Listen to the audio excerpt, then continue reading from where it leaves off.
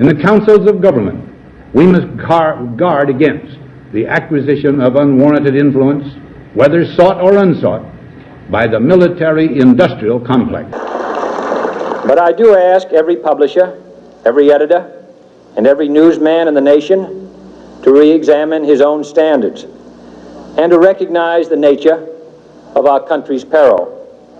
In time of war, the government and the press have customarily joined in an effort based largely on self-discipline to prevent unauthorized disclosures to the enemy.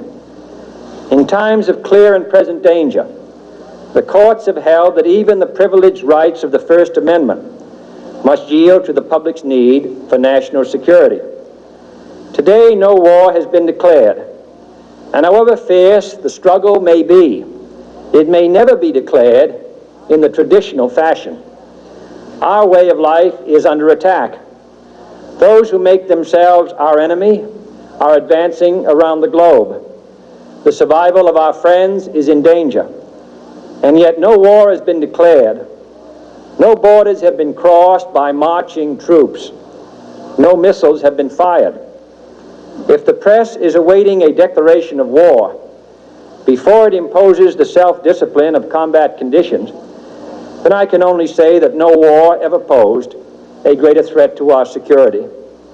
If you are awaiting a finding of clear and present danger, then I can only say that the danger has never been more clear, and its presence has never been more imminent. It's time to recognize that we've come to a turning point. We're threatened with an economic calamity of tremendous proportions, and the old business-as-usual treatment can't save us. Together, we must chart a different course. We must increase productivity. That means making it possible for industry to modernize and make use of the technology which we ourselves invented. That means putting Americans back to work, and that means, above all, bringing government spending back within government revenues, which is the only way, together with increased productivity, that we can reduce and, yes, eliminate inflation. The only thing that can stop this corrupt machine is you. The only force strong enough to save our country is us. The only people brave enough to vote out this corrupt establishment is you, the American people. I'm doing this for the people and for the movement, and we will take back this country for you, and we will make America great again.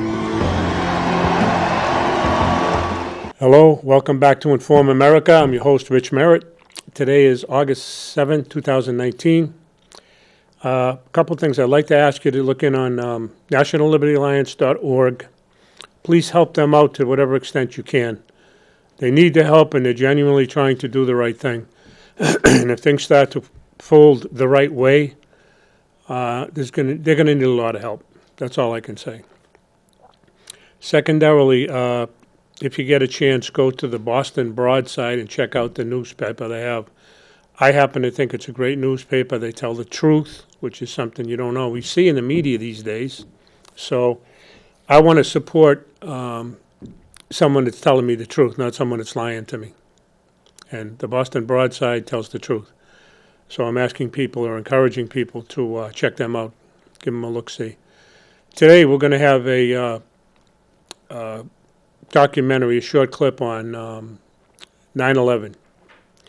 And the individual talking here is a architect representing 300 architects and scientists, or engineers, to talk about what really happened and what the situation is there. Then we'll be back to talk about it for a few minutes.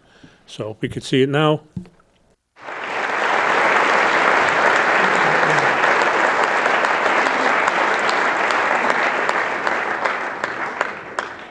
It's an honor to be here in Switzerland again, and particularly Basel. I've never been here before. Dominic said that because I walked into the ladies' restroom and said, "De men." I don't know German. But no, I am a man, and I was promptly redirected to the men's restroom. Herrer. Okay, I'll learn, but it'll take me some time. But you know, we're not here really just to talk about how a couple or three buildings went down.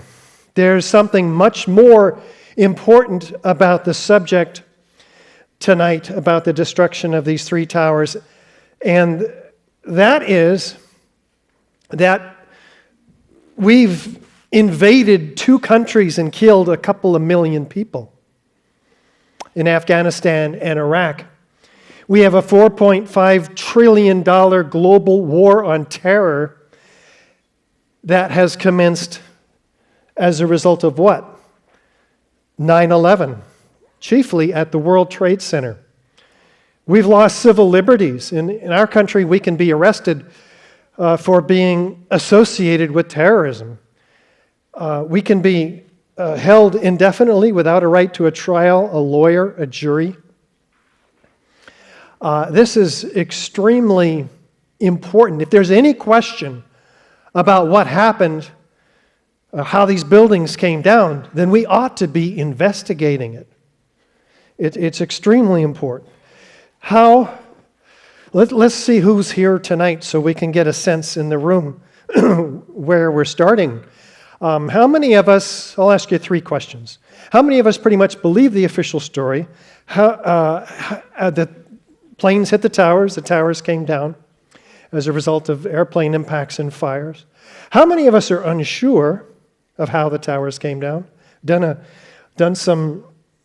Heard a few things here and there. You're here to check this controversy out.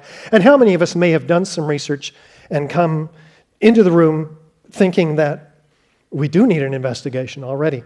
First question, how many of us pretty much believe the official story? No reason to believe otherwise. This is what's been told to us by our government and the media. Really high. I actually want to get a count. 1, 2, 3, 4, 5, 6, 7, 8, 9, 10, 11, 12, 13, 14, 15, 16, 17, 18, 19, 20, 21, 22, 23, 24, 25, 26. How many of us are unsure? You're just not quite sure where you stand on this. Really high and go like this. Okay, that's 78. And how many of us have done some, I'm really good. He told you I was good. How many of us have looked at this and come to the conclusion that, hey, we need an investigation here? And that's about 88. Okay, that's awesome. You should know a couple of things about me, just because you should. I've been an architect for 30 years, and I've worked on mid-rise office space and these gymnasiums, $3 and $5 million gymnasiums, this $125 million construction administration for this high school, and more recently, near Las Vegas, this 6 blocks of retail and mid-rise office space, altogether about 1,200 tons of fireproofed steel framing. That's all you get to know about me unless you do some more research, in which you'll find out that I represent 3,000 architects and engineers now demanding a new investigation of the destruction of these towers. By the way, how many architects do we have in the room? Real high. There's 1, 2, 3, 4. What? And engineers. And engineers are next. They always outnumber us. Engineers in the room. 1, 2, 3, 4, 5, 6, 7, 8, 9, 10, 11, 12. I told you. How many normal people?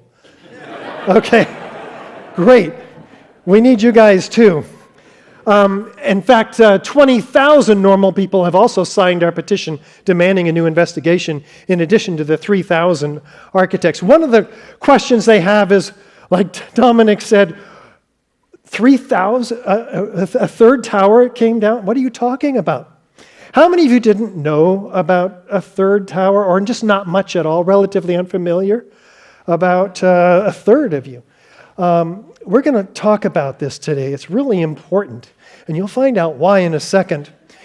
We have 47 stories. That's almost as tall as the Roche building here in Basel.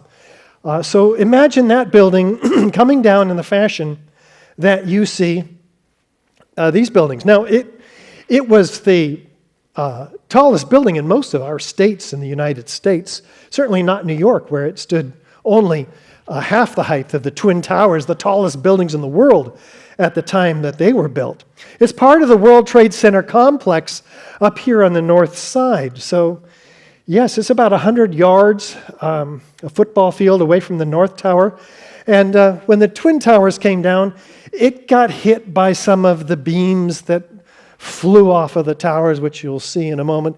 But it's standing just fine until about 5:20 in the afternoon, at which time it descends like you see here.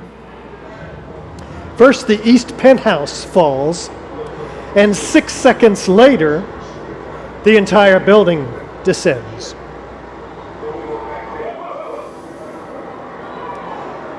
Now, that really happened, and this is the official cause of that.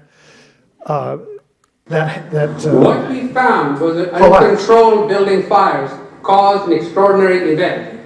The collapse of World Trade Center 7 was primarily due to fire. Primarily due to fires. Well, these are the fires that it's primarily due to. According to NIST, the National Institute of Standards and Technology, who was tasked by our Congress to explain what happened to all three of these buildings. But these are the worst fires that we have photographic or video evidence of in the building.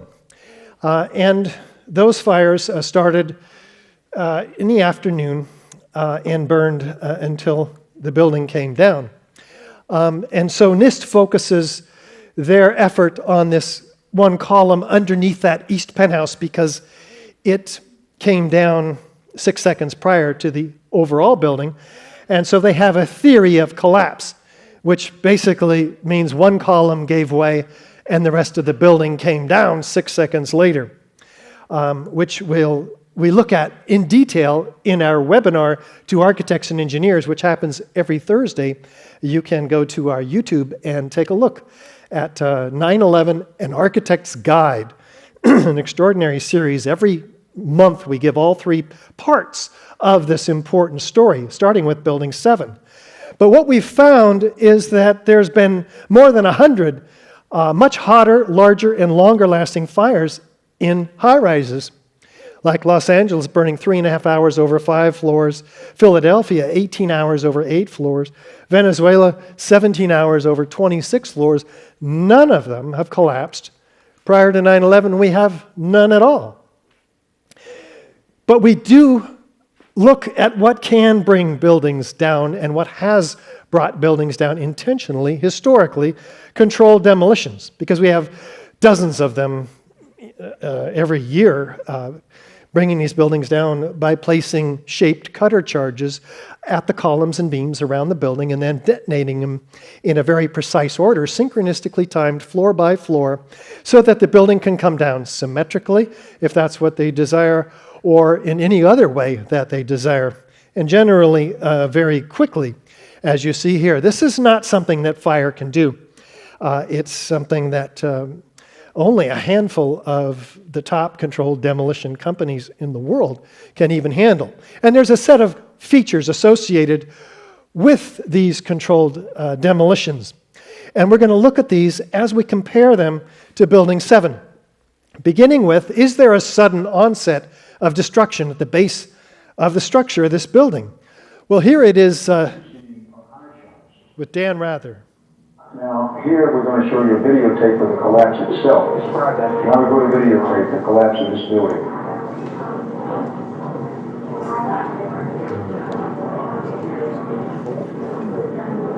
It's amazing, incredible picture work. For the third time today, it's reminiscent of those pictures we've all seen too much on television before, when a building was deliberately destroyed by well-placed dynamite to knock it down.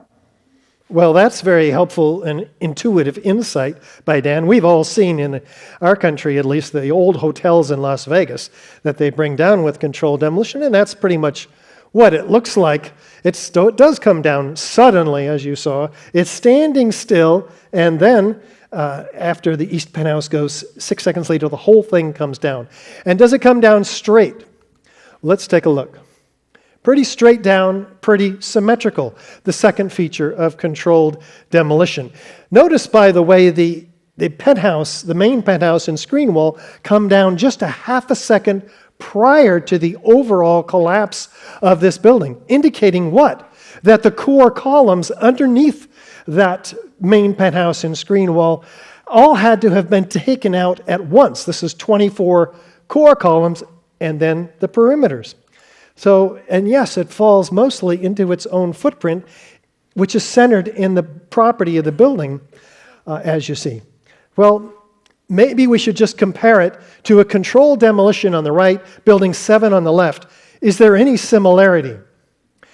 Is there enough similarity to warrant an investigation, at least, into the possible use of explosives?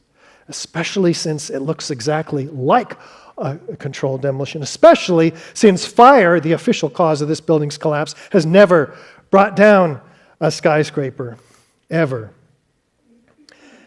How do we bring the building straight down? Well, you have to remove those 24 core columns, followed by those perimeter columns within a fraction of a second of each other, synchronistically timed floor by floor. Does fire have that level of precision? These are questions that building professionals need to answer but are conveniently avoiding. Yet these few small, isolated, scattered fires are bringing that building down with that precision. How fast is the building coming down? Well, physics teachers show us that it comes down at free fall acceleration. How fast is that? I'm going to drop this bottle. 3, 2, 1. That is free fall acceleration. How does it fall at free fall? Well, because there's no resistance underneath the bottle. But there's 40,000 tons of resistance holding this building up, 3 to 5 times stronger than it needed to be to hold it up for the life of the building. Yeah, it's as if 8 stories were removed, allowing the building to fall at free fall, meaning no column gave any resistance at all. Is there the total dismemberment of the structural steel frame? We have a 47-story, moment-resisting steel frame building where the columns and the beams are rigidly welded to each other, many of them. Most of them, they can't just give way like a house of cards, and yet it falls to a 4 or 6-story pile. Buildings that collapse naturally, they fall over to the path of least resistance. They don't fall straight down through themselves. The beams and columns are not dismembered one from the other. The concrete is not pulverized to a fine powder. And witnesses generally don't hear sounds of explosions or see flashes of light. They claim that there's no explosives found and no witnesses, and yet we have plenty of witnesses. And then it was like another 2-3 seconds, you heard explosions, like boom, and it's like a distinct sound. It's not like when the compression, like boom, boom, boom, boom, boom, like floors that were dropping and collapsing.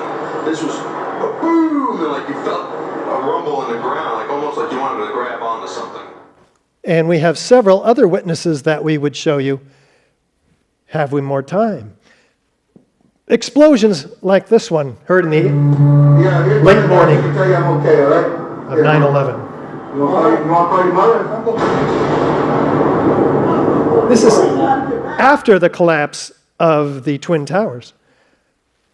So, but none of these explosions or witnesses of explosions are included in the final report by NIST. What do the experts say? Danny Jowenko is the expert on this in Europe. What did he say? Dit is controlled demolition. Zeker weten, zeker weten. Er is nagesprongen. Dit is in opdracht gebeurd. Het heeft een team gedaan van experts. And 100 structural engineers among the 3,000 architects and engineers, like Kamal Obeid in Berkeley. A localized failure in a steel frame building like World Trade Center 7 cannot cause a catastrophic collapse like a house of cards without a simultaneous and patterned release of several of its columns at key locations within the building. Does that sound like something fire can do? What about foreknowledge? if there was going to be a controlled demolition, we'd know about it in advance. Well, some of us would, like these guys, who are, by the way, walking away from Building 7, hearing an explosion behind them, looking over their shoulder back at the building, and then looking straight into the CNN camera and saying this.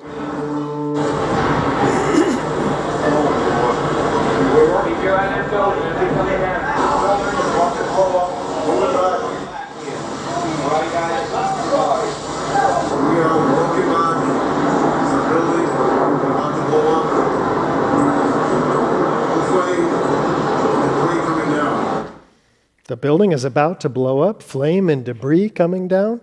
How do they know that? At the last few seconds, he took his hand off, and you heard 3, 2, 1. Kevin McPadden, former Air Force medic, was listening to a radio held in the hand of a Red Cross worker, having been pulled 6 blocks back away, and he's hearing a countdown. Do fires bring buildings down to countdowns? How about the BBC? They announced the collapse of this building 20 minutes before it ever happened. BBC is really good.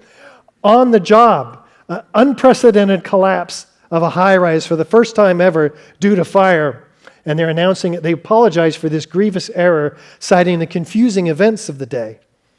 Does that make them psychic? Well, we have all 10 key characteristics and some very uncharacteristic features of controlled demolition. This is direct evidence of destruction with explosives. Fire doesn't account for any one of these characteristics. Fires have caused less robust structures to collapse, and when they do so, it's asymmetrically, gradually. It follows the laws of entropy, chaotic, asymmetrical collapse. It would fall over in stages. With additional circumstantial corroborative evidence, this is proof of controlled demolition, at least to the 3,000 architects and engineers that we represent. By the way, if 3,000 architects and engineers signed a statement warning you that your house was in danger of collapse, what would you do? Yeah, I'd get the hell out of there too. And so we have hired the University of Alaska, one of the top structural forensic engineers in our country, Professor Leroy Hulsey, the chairman of the Department of Civil Engineering, to conduct a 3-year, $300,000 study of finite element analysis of this building to find out, could it have come down due to fire as NIST claims?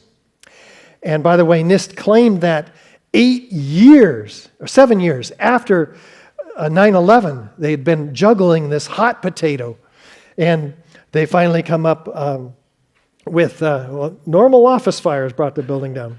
Remember, no plane hit this third building. There were only 2 planes at the World Trade Center. We'll find out what they did. But Professor Hulsey's doing the analysis that Congress charged NIST to do, but NIST failed miserably. And what has he found out through his finite element analysis? Already declared publicly, this building did not come down due to fire. That report is coming out before the end of the year, and we will have it, and we will take it to all the universities, not only in our country, but all around the world, including here in Switzerland. Now, if Building 7 was a controlled demolition, and as part of the 9/11 series of disasters or conspiracy, the official narrative is a conspiracy, right? 19 fundamentalist hijackers conspired to hijack these planes and ran them into buildings. Building 7 not hit by a plane, but it went down also. Do the math on that one, by the way. 2 planes bring down 3 buildings. It doesn't quite work. So it causes us to question what happened at the World Trade Center, Twin Towers also. Well, let's try to get on the same page, because it's been 17 years now. On September 11th, we learned that 4 passenger planes were hijacked and taken radically off course. Within an hour, 2 of the planes had flown into the enormous steel towers of the World Trade Center, creating fires and eventually toppling them.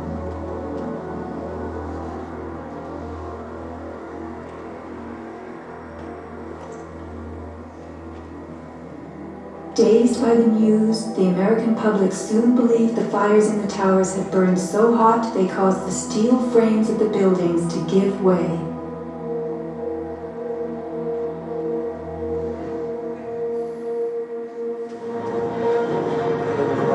A myth developed, fed by official sources through the media to a bewildered audience.